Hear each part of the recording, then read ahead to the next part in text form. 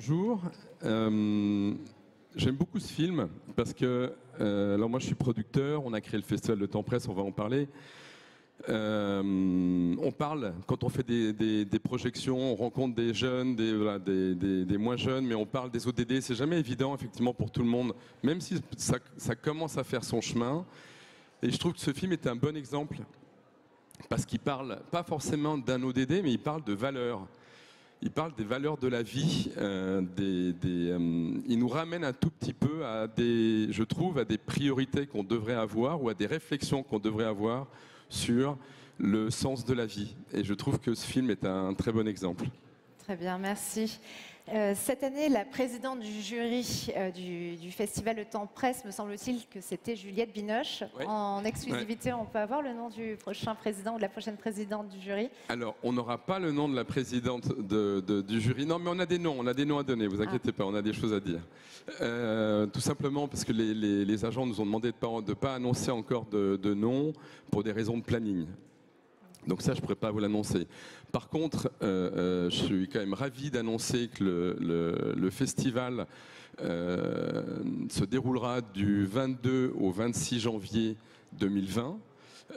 Nous allons créer un lieu de vie qui va s'installer à Paris, à côté de la gare de Lyon. Ce sera le cœur du festival.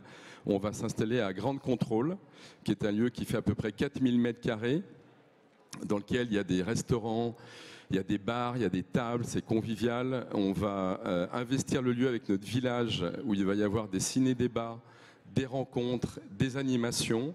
Et très important, le lieu est gratuit. C'est-à-dire que autant Grande Contrôle que les animations, tout ça sera gratuit. Les films en compétition du court-métrage, du long-métrage seront projetés dans 3 cinémas à Paris. Gaumont Convention, les 7 Batignolles et UGC Bastille. Et pour revenir au jury, donc si on n'annonce pas la présidence, on peut quand même dire que Aïssa Maïga, la comédienne, l'actrice que vous avez vue dans Bamako, il a déjà tes yeux, les poupées russes et Marsupilami entre autres. Bon, elle a une trentaine de films, fera partie du jury, et également le duo musical Brigitte.